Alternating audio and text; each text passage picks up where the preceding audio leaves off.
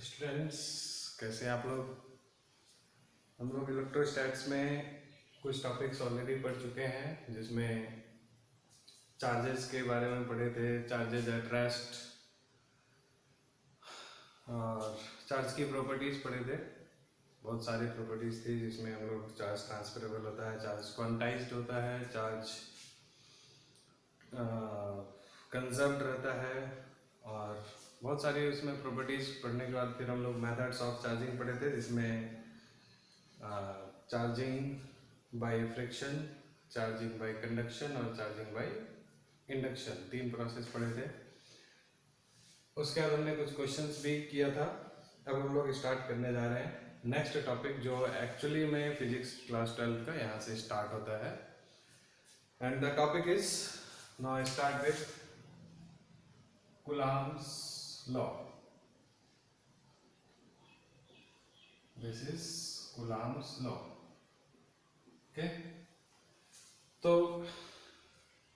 इसका जो रिलेशन है हम लोग क्लास 11th में और 9th में थोड़ा बहुत पढ़े थे, gravitational universal law of gravitation.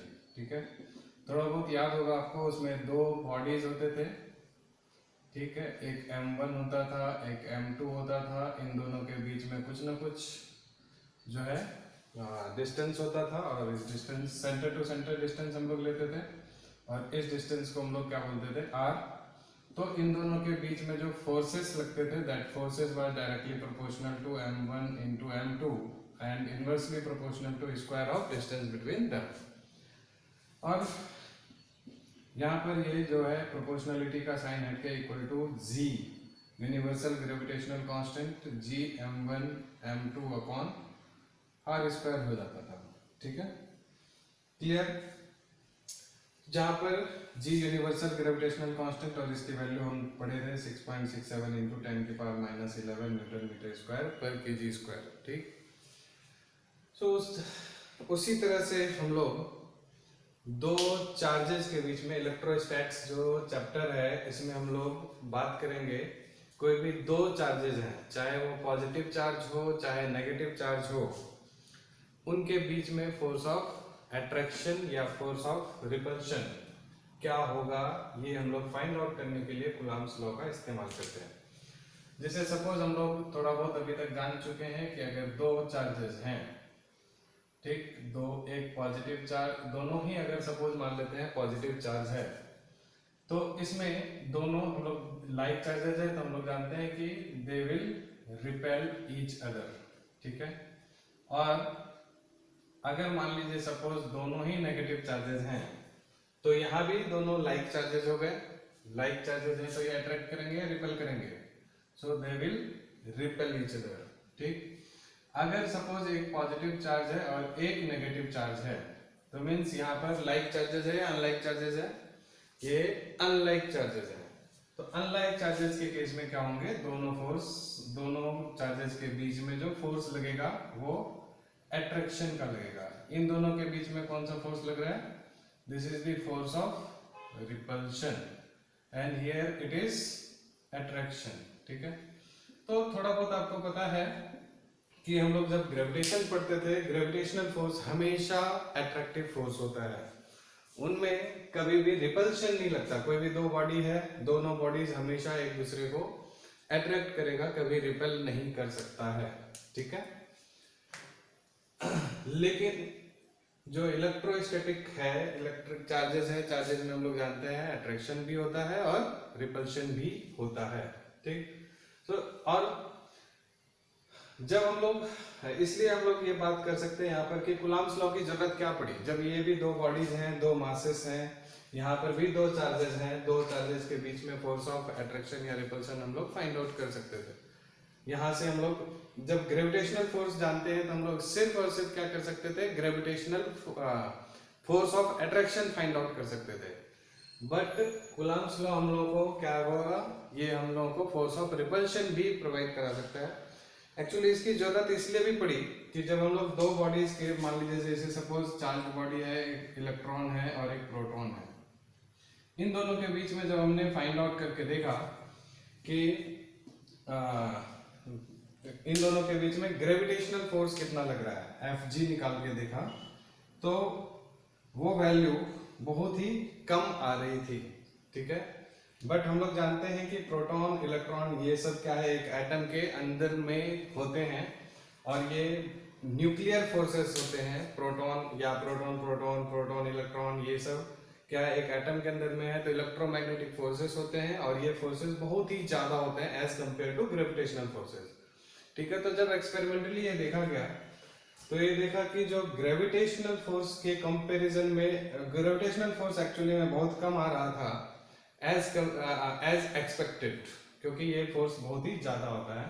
इस वजह से ग्रेविटेशनल फोर्स के अलावा एक कुलाम नाम का एक साइंटिस्ट था, उसने जो है एक मतलब एक्सपेरिमेंट्स किया। एक्सपेरिमेंट्स करते करते उसने एक खुद का एक लॉ प्रोवाइड किया हम लोगों को, उसको हम लोग बोलते हैं कुलाम्स लॉ, ठीक है। तो समझ आ गया कि हम लोग ग्रेविटेशनल फोर्स यूज क्यों नहीं करते, कुलाम्स क्यों करते हैं।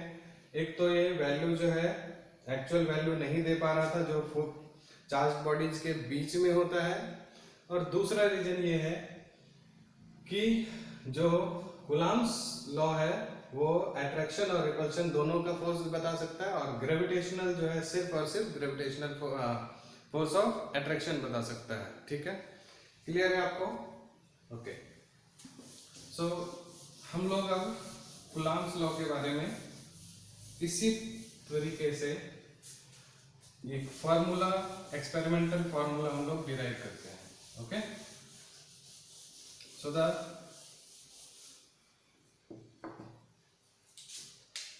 एक चीज और ध्यान में रखना है, जो कुलाम्स लॉ है वो सिर्फ और सिर्फ किसके लिए एप्लीकेबल है, चार्ज बॉडीज के लिए, और वो चार्ज बॉडीज कैसे होंगे, पॉइंट चार्जेस होंगे, ठीक है।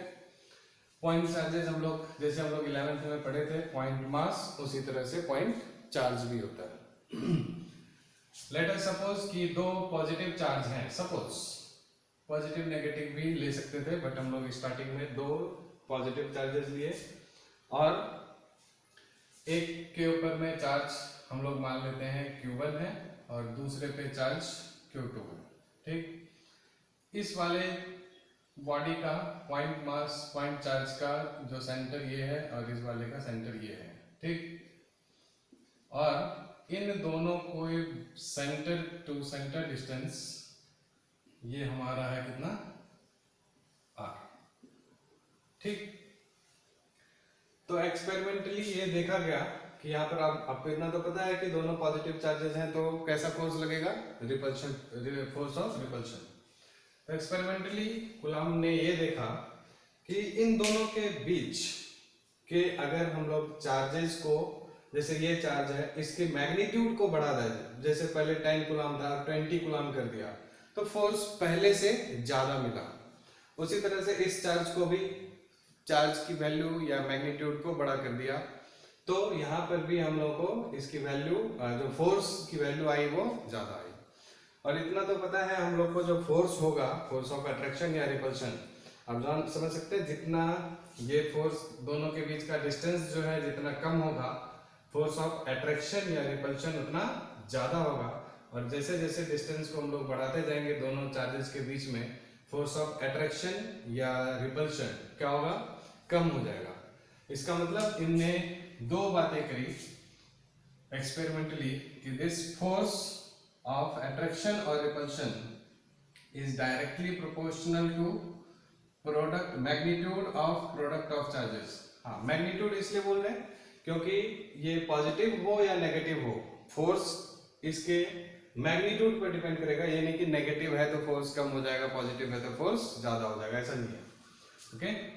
तो यहाँ पर फोर्स जो है directly proportional to product of charges, and this force is inversely proportional to square of distance between them. Distance आपको हमेशा याद रखना है, ये जो डिस्टेंस है वो हमेशा सेंटर टू सेंटर डिस्टेंस होगा, इसलिए ये सेंट्रल फोर्स भी कहलाता है। आगे चल के हम लोग इसके बारे में देखेंगे। So this is the first and this is second, और इन दोनों का जब हम कंबाइन करेंगे तो यहाँ से force is directly proportional to product of charges and inversely proportional to square of distance between them. और हम लोग पहले से पढ़ते आ रहे हैं कि ये जो फोर्स होगा जब प्रोपोर्शनल का साइन है तो ये प्रोपोर्शनल का साइन हटके क्या आएगा, इक्वल टू का साइन आएगा, और इसी के साथ एक प्रोपोर्शनल कांस्टेंट होगा और Q1 into Q2 divided by r square. Clear? तो ये है आपका मैग्नीट्यूड ऑफ कूलम्ब्स फोर्स। ठीक है, क्लियर? अब ये जो K है, where K is constant of proportionality, constant of proportionality, okay, and this value, the value of k depends on the medium between the charges, medium between the charges।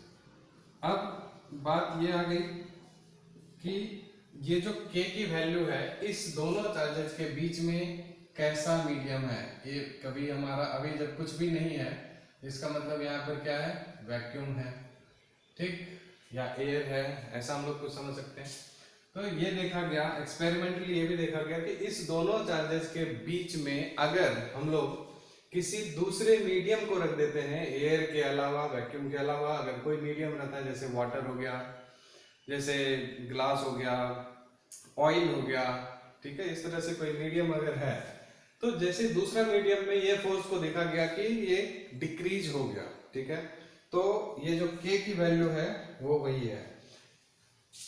ये experimentally ये भी देखा गया कि जो k की value है this is equals to 9 into, this is approximate value 9 into 10 की पावर 9।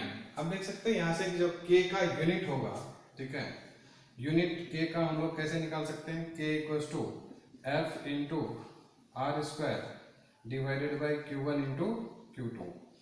तो इसका k का यूनिट हम लोग को जब फाइंड आउट करना होगा तो हम लोग कैसे करेंगे, फोर्स का यूनिट क्या होता है, न्यूटन, डिस्टेंस r का मीटर स्क्वायर, और Q1 और Q2 हम लोग पिछली क्लास में देख चुके हैं। Q क्या है, चार्ज है, चार्ज का जो यूनिट होता है दिस इज कूलम। तो दो चार्जेस हैं Q1 Q2, तो कूलम की पावर -2।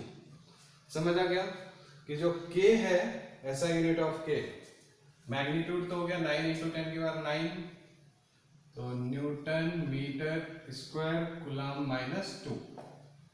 तो this is the approximate value of k, और एक्चुअल में ये वैल्यू होता है 1/4 पाई एप्सिलॉन।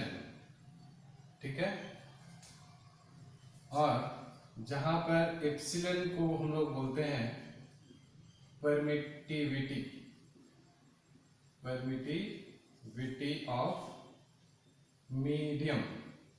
ठीक है, आप देख रहे हैं ना, ये चीज 1/4 पाई एप्सिलॉन है, तो परमिटिविटी किसी भी मीडियम की कुछ ना कुछ होगी, इस वजह से ये जो फोर्स है वो कम हो जाएगा। कोई दूसरे मीडियम में जैसे डालेंगे फोर्स कम हो जाएगा। ठीक है, क्योंकि वो डिनोमिनेटर में है परमिटिविटी। ठीक, हाँ, अब बात आई कि ये परमिटिविटी है क्या।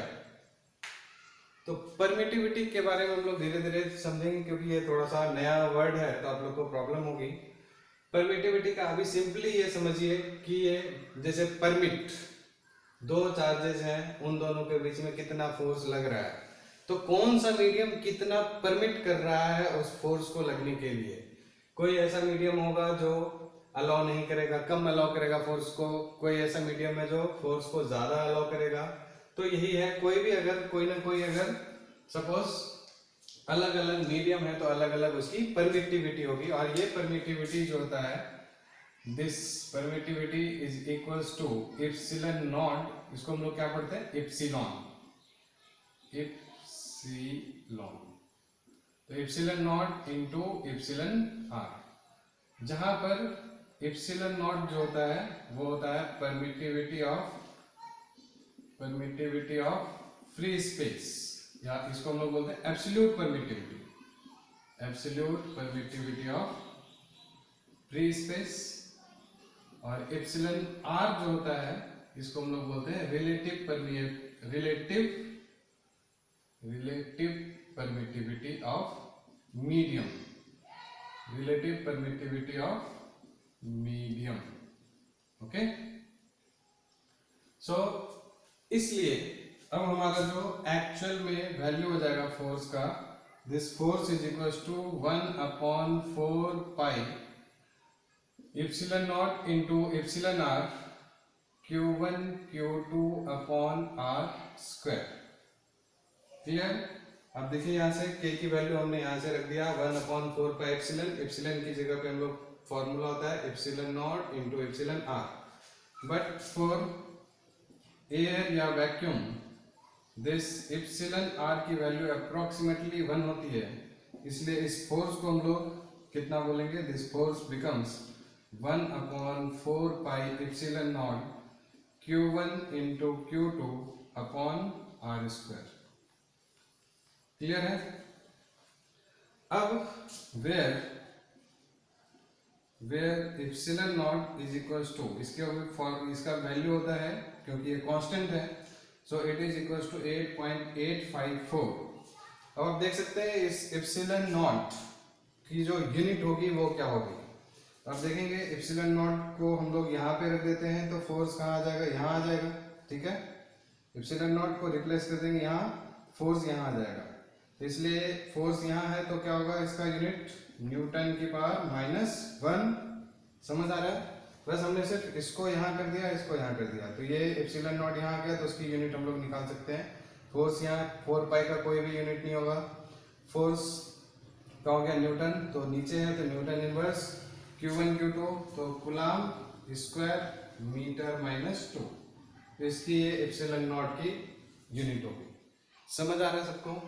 Any problem?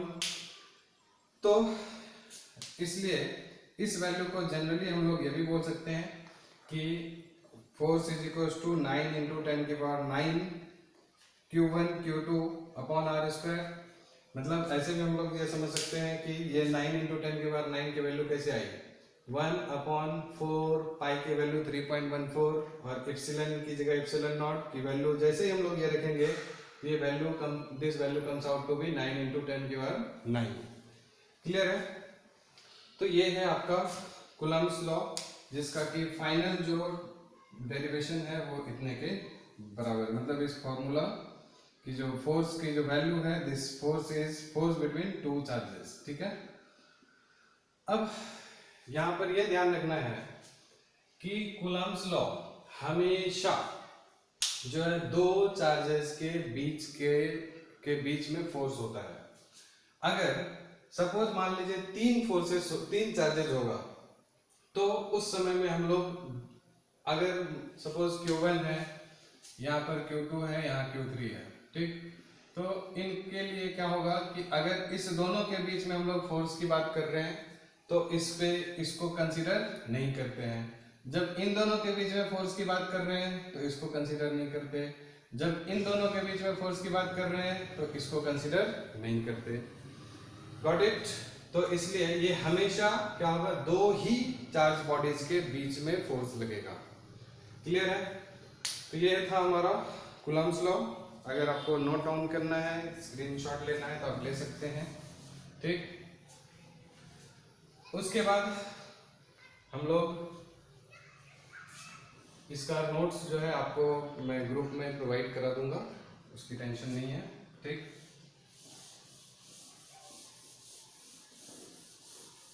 तो कूलम्ब्स लॉ जो काफी इंपॉर्टेंट टॉपिक है इस चैप्टर का, और बोर्ड में भी ये आ जाता है। ठीक, और सब कुछ इससे रिलेटेड है, तो इसलिए आपको ध्यान से इस टॉपिक को पढ़ना है। इसके ऊपर क्वेश्चंस भी हम लोग करेंगे काफी सारे। तो इसमें कूलम्ब्स लॉ के बारे में थोड़ी बहुत और बातें, जैसे एक तरफ हमारा सपोज कूलम्ब्स लॉ है और इधर ग्रेविटेशनल फोर्स है। ठीक है, इन दोनों में सिमिलरिटी और डिसिमिलरिटी अगर देखें तो जैसे पहला हम लोग ये बात कर सकते हैं कि it always occurs between two bodies, और ये भी टू बॉडीज के बीच में होगा।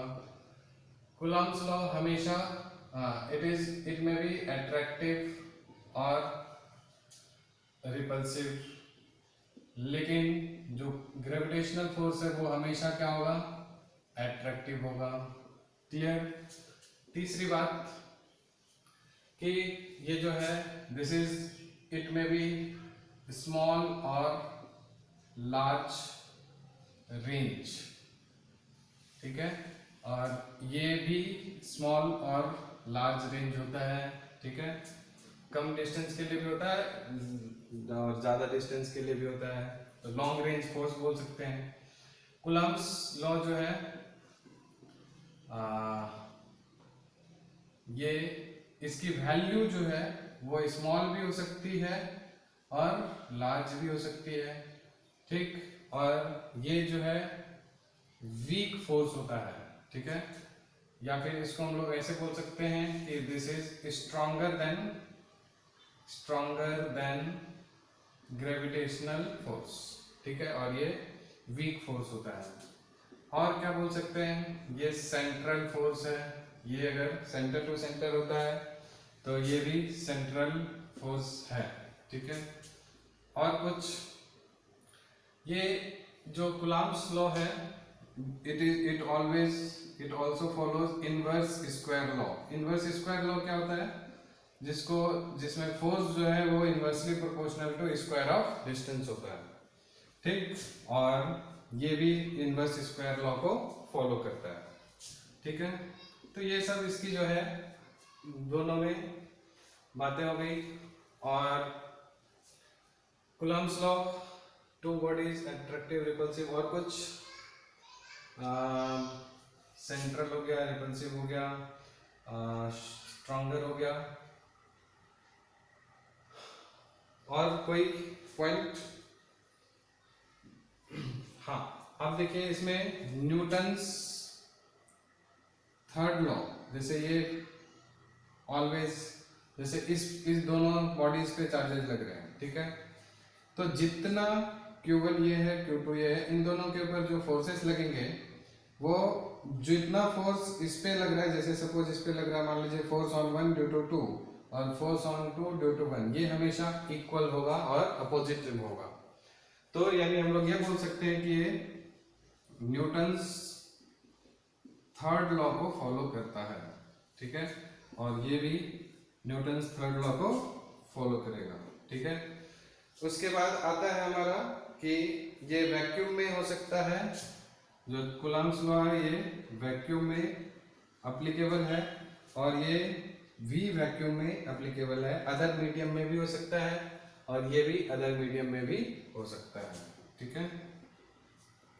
उसके बाद है हमारा ये जो है फोर्स, कंजर्वेटिव फोर्स होता है, ठीक है, इसको हम लोग क्या बोलते हैं, कंजर्वेटिव फोर्स, ठीक, मतलब जैसे दो चार्जेस हैं, इन दोनों के बीच में जो फोर्स लगेगा वो इस दोनों के बीच के पाथ पर डिपेंड नहीं करेगा, ठीक है, इस चार्ज को यहाँ से यहाँ लेके जा रहे हैं, कहाँ लेके कैसे जा रहे हैं, तो इस पर डिपेंड नहीं करता, तो ये कंजर्वेटिव फोर्स होता है, और ये भी ग्रेविटेशनल फोर्स भी कंजर्वेटिव फोर्स होता है, ठीक है। तो कूलम्ब्स लॉ को हम लोग ग्रेविटेशनल फोर्स से इस तरह से रिलेट कर सकते हैं, ठीक है। इसके ऊपर भी आप लोग नोट्स खुद से बना सकते हैं या आपको दे दिया जाएगा, ठीक है। क्लियर। सो नेक्स्ट हम लोग इसका जो है कूलम्ब्स लॉ का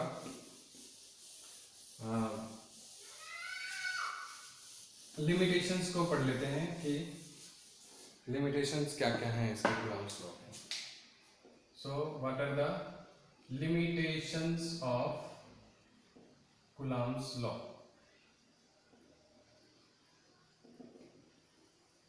ओके, सबसे पहला, it is applicable only for applicable Coulomb's law या Coulomb's force is applicable only for point charges. It means it is not applicable for extended charges. Extended charges का मतलब जैसे large bodies है, उन दोनों के बीच में ये प्लस, इस पे प्लस चार्ज है, कुछ large bodies है, ये भी large bodies है, ठीक है, इन दोनों के ऊपर बीच में फोर्स कितना होगा ये हम लोग कूलम्ब्स लॉ से फाइंड आउट नहीं कर सकते, उसको हम लोग बाद में दूसरे तरीके से फाइंड आउट करेंगे। सो एक्सटेंडेड चार्जेस के लिए ये एप्लीकेबल नहीं है, it is applicable only for point charges. दूसरा कि जो लिमिटेशंस है, दूसरा लिमिटेशन में it is applicable only for charges when charges are at rest. जब चार्जेस रेस्ट में होंगे तब कूलम्ब्स लॉ एप्लीकेबल है।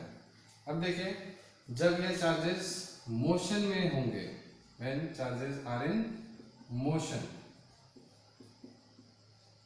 तो इसमें दो चार्जेस होते हैं, इसलिए हम लोग यहाँ पर क्या ऐड कर देते हैं, both charges are at rest, both charges are in motion. तो अगर ये मोशन में है दोनों चार्ज, तो कूलम्ब्स लॉ एप्लीकेबल नहीं होगा, ठीक है। लेकिन इसका एक और केस, सपोज मान लीजिए थर्ड केस ये होता है, जनरली आपको ये कहीं मिलेगा नहीं लिखा हुआ। सपोज मान लीजिए अगर वन चार्ज रेस्ट में है एंड अदर चार्ज जो है वो अदर चार्ज मोशन में है, ठीक है। तो उस कंडीशन में आप क्या करेंगे, तो उस समय में एप्लीकेबल होगा या नहीं होगा कूलम्ब्स लॉ, ठीक है। तो यहाँ पर एक चार्ज क्योंकि रेस्ट में है, इस कंडीशन में एक चार्ज अगर मूव कर रहा है, एक चार्ज जो है वो मोशन में है, हाँ एक चार्ज रेस्ट में है और एक चार्ज मोशन में है, उस समय पे भी हम लोग कूलम्ब्स लॉ को अप्लाई कर सकते हैं, ठीक है। तो इसके ऊपर बहुत सारे क्वेश्चंस आते हैं, न्यूमेरिकल्स एनसीईआरटी में भी, अदर भी है, वो सब मैं आपको ग्रुप में सेंड कर दूंगा, ठीक। तो ये लिमिटेशंस ऑफ कूलम्ब्स लॉ है, ठीक है।